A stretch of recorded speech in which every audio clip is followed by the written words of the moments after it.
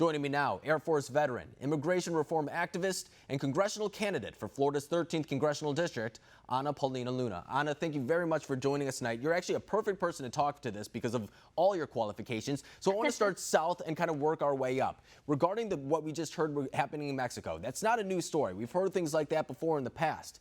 Is the state of unrest in Mexico truly as bad as we're kind of putting it out to be right now? Or do you think that the Mexican government does have this under control? A lot of the violence that's taking place, so unfortunately, this story, as horrific and awful as it is, it happens on a regular basis in Mexico. And what people don't realize, and you nicely actually had introduced earlier in the segment, is that, there was an interesting documentary that Vice magazine had put together talking about the warring faction between, the Mormons down there and the cartels. And they will tell you in that documentary the policies, the news cycles, everything that we do here in the United States, because we are so closely associated to Mexico, it directly impacts them over there. So I think if you want to fix that problem, if you want to help people on both sides of the border and really help to solve one of the most dangerous problems in the world currently, it absolutely starts with immigration reform and everything that we're doing at the legislative level here in the United States. I will say that in regards to what's happening over there, I mean, the United States is #1 in consumption for drugs. And so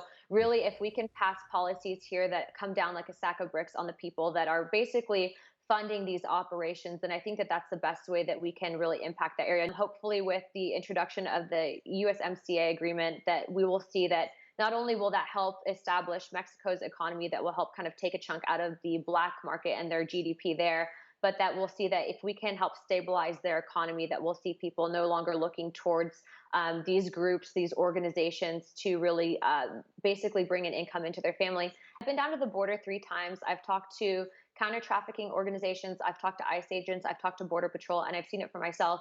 And I can tell you that, when you look up the stats and you find that the open sector of border, specifically in Tucson, has thousands of bodies of people that have died making that crossing, not to mention a lot of times these people are promised false hopes of being able to work here in the United States. They're never given access to that American dream. And you're really seeing that a lot of times these people are innocent and they're simply exploited in the process, because that's the name of the game, that this world does have evil and evil people that are willing to exploit the innocent. It is absolutely our responsibility, and I believe our moral obligation, in conjunction with technology, in conjunction with more benefits with for the Border Patrol agents, so that we're not having an undermined or an understaffed division of that. But in itself, we do need to secure the border, and I've always said that the #1 step to comprehensive immigration reform is a secured border.